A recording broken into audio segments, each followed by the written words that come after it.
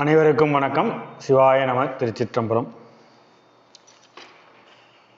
நாம் அனைவரும் சைவ சித்தாந்த மெய்கண்டார் அருளிய சிவஞான போதம் பயின்று கொண்டிருக்கின்றோம். முதல் சூத்திரம் முடிந்து இரண்டாவது சூத்திரத்தில் அடியெடுத்து வைக்கின்றோம். முதல் சூத்திரம் இறைவன் எப்பேற்பட்டவன், இந்த உலகத்தில் உள்ள பொருட்கள் யாவை என்பதை பற்றி விளக்கி கூறின.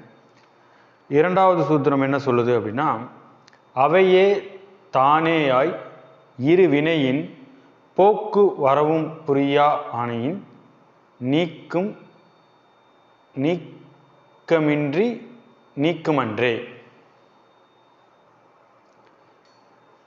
இதையும் அதே போலதான். ஒரு சூத்திரத்துக்கு 1000 அர்த்தங்கள், ஒரு வரிக்கு 1000 அர்த்தங்கள். அதனால முதல்ல இந்த மைய கருத்துக்கு அவர் உட்கருத்தாக என்னென்ன கருத்துக்களை சொல்றாரு அப்படின்றத பார்ப்போம். முதல்ல அவர் என்ன கருத்தை சொல்ல வர்றாரு அப்படின்னா, கடவுள் தூணிலும் இருக்கிறான், துரும்பிலும் இருக்கிறான். இதை மறுக்கவே முடியாது. எங்குமே நீக்கமர நிறைந்திருக்கக்கூடிய ஒரு பரம்பொருள், பரபிரம்மம் கடவுள் அப்படின்னு சொல்ல வர்றாரு. நமது உடலிலும் எங்கும் கலந்திருக்கிறான். அதுதான் நீக்கமர நிறைந்திருக்கும் ஒரு தன்மை, கடவுள் தன்மை. அது எப்படி அப்படின்னா,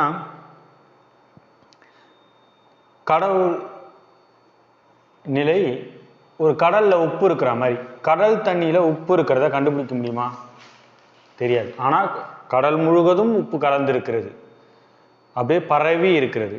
அதுபோல இந்த உயிர்களிடத்தில், அனைத்து உயிர்களிடத்திலும் இந்த இறைவன் என்பவர் கலந்திருக்கிறார்.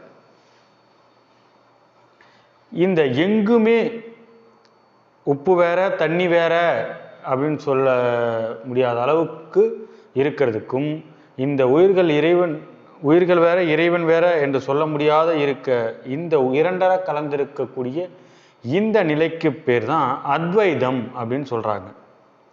இதுவே அத்வைதம் அப்படின்னு சொல்ல வராங்க. ஏன்னா இருக்கிறது ஒரு பொருள் தான், அதிலிருந்து தான் ஜடப்பொருளும் வருது, உயிர் பொருளும் வருது.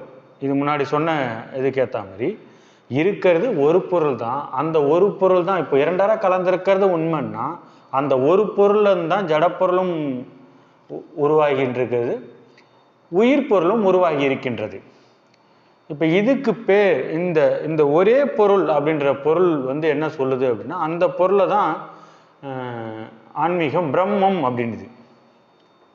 வேத உபநிஷங்கள் எப்படி சொல்லும்னா, பிரம்மம் பிரம்மத்தோட பிரதிபலித்து தான் ஈசன். நேற்று சொன்ன மாதிரி ஈசன் அப்படின்னு சொல்ல வர அந்த எக்ஸ்ட்ரீம் லெவலில் இருக்கக்கூடியது பிரம்மம் அப்படின்னு சொல்றது. எப்படின்னா, ஒரு தங்கம் அப்படின்னு சொல்லக்கூடியது ஒன்று தான்.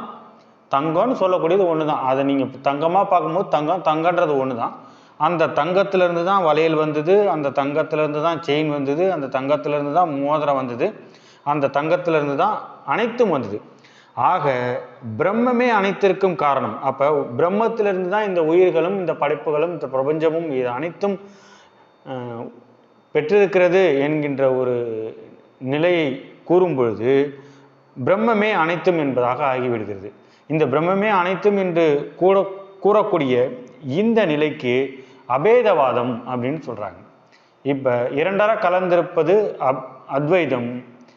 பிரம்மம் ஒன்றிலிருந்து இன்னொன்று உருவாகியிருக்கும் என்று கூறக்கூடிய அந்த நிலை அபேதவாதம் அப்படின்னு சொல்றாங்க. தொடர்ந்து சிந்திப்போம். நன்றி. சிவாய நம. திருச்சிற்றம்பலம்.